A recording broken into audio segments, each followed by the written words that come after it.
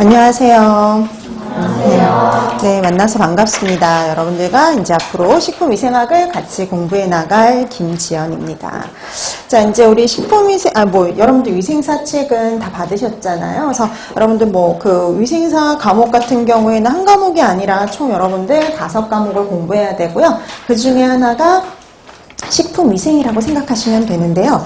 그러니까 우리가 이제 이게 한번 시험 문제가 한번 쭉 정리가 됐죠. 그래서 문항수가 좀 줄어들었잖아요. 예전에 비해서. 그래서 180문항 시험을 보는데, 여러분 과목은 이제 한 5과목인데 180문항을 시험을 보고, 그 다음에 거기에서 60% 이상을 맞아야 합격을 할 수 있거든요. 108문제.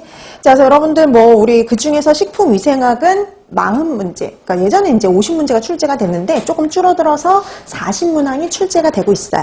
자, 그럼 이제 한번 확인 좀 해보실까요? 여러분들 과목은 어떤 과목들이 시험 문제가 출제되는지는 다 알고 계시죠? 그래서 1교시 때는 환경위생학, 그 다음에 이제 위생곤충학, 위생법규에서 105문제가 출제가 되죠. 3과목 합쳐서. 그리고 3과목 합쳐서 105문제인데 실제 시험 보는 시간은 90분밖에 되지를 않아요. 그러니까 문제보다 훨씬 시험 보는 시간이 어떠냐면 좀 짧죠. 우리가 분명히 문제도 풀고 답안 작성도 하고 확인도 해야 되는데 더 적어요. 그러니까 그게 어떤 의미냐면요. 문제가 되게 길게 나오지 않는다는 소리예요. 짧은 문항 위주로 해서 좀 많이 출제가 된다라고 보시면 되겠고, 옳은 거 옳지 않는 거 찾는 문제도 마찬가지예요. 옳은 거 옳지 않는 이렇게 찾는 거, 그런 문제 같은 경우도 되게 긴 문장이 아니라 짧은 문장의 형태로 출제가 되기 때문에 여러분들이 보통은 다 시간 내에 문제도 다 풀고요. 답안 작성도 충분히 시간 내에 하실 수 있을 정도의 그런 유형의 문제들이라고 생각하시면 돼요. 그 다음에 이제 2교시 때 공중보건하고 식품위생을 보죠. 공중보건하고 식품위생 합쳐서 75문제인데 그 중에 40문제가 식품위생이에요. 그 다음에 여러분 또 알고 계시다시피 다 알고 계실 건데 모든 과목이 다 가락인 건 아시죠? 그래서 각 과목 다 40% 이상은 맞아야 돼요. 예를 들어서 식품위생이 40문항이다 이 소리는요, 40%, 그러니까 16문항 이상을 맞으면 되는데요. 근데 이 식품위생 때문에, 과락 때문에 떨어지는 일은 거의 없어요. 그러니까 이제 간혹 이제 위생곤충학을 어려워하신다든지, 그러니까 각 사람마다 좀 다르긴 한데 각각 이렇게 좀 어려워하는 과목들이 있을 수가 있는데, 그런 데에서 40%가 안 돼서 떨어지는 경우 극히 드물어요.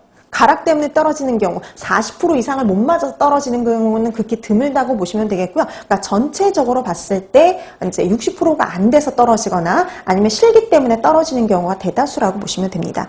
자, 그래서 이렇게 필기는 1교시, 2교시 해가지고 시험을 보고요. 그 다음에 이제 3교시 때 실기를 보죠. 그래서 필기, 실기를 같이 한날에 봐요. 그래서 여러분들이 필기가 60% 이상이 안 맞은 사람 건 아예 매기지도 않아요. 그러니까 그냥 무조건 그 사람은 탈락이니까.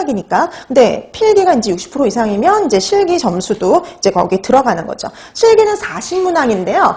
환경위생, 그리고 위생곤충학, 식품위생 3가지 과목으로 40문항을 봐요.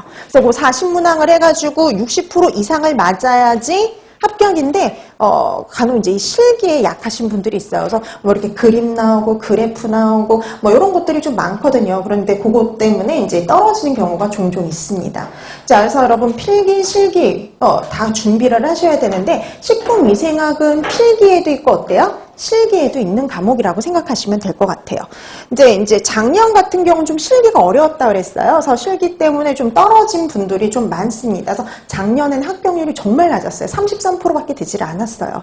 그러니까 보통은 이제 좀 많이 올라왔을 때는 제일 이렇게 합격률이 높았을 때가 59.7%. 그 역대예요. 2016년인가 그때 거의 60%에 가깝게 합격률이 그렇게 높게 나타난 적이 없었는데, 그때 위생사 시험이 되게 쉬웠어요. 되게 쉽다고 이제 다 시험 보고 나와서 다 그런 식으로 말하게 되면은 합격률이 좀 높은 편이고, 이제 작년에 나와서 실기 너무 어려웠어 이렇게 했던 작년 시험은 33%밖에 되지를 않았어요. 근데 이게 예전에도 한번 2013년에도 한번 그런 적이 있거든요. 그땐 필기가 되게 어렵다 그랬었어요. 필기가 여태까지 나왔던 형태가 아니라 좀 다른 유형의, 그러니까 우리 맨날 나오는 문제집의 그런 흔한 문제 유형들이 아니라 좀 독특한 문제들이 되게 많이 출제가 됐었단 말이죠. 그러니까 예를 들면 이거예요. 우리 보통 이제 공부하다 보면 이런 거 나오거든요. 통조림에서 용출되기 쉬운 유해금속은 그러면 이제 보통 우리 주석 이렇게 얘기를 하는데 그땐 시험 문제가 이런 거였어요. 문제 형태 어땠냐면 우리가 파인애플 통조림을 개봉한 지 일주일이 지난 다음에 문제가 될 수 있는 유해금속은 이런 형태로 문제가 나왔어요.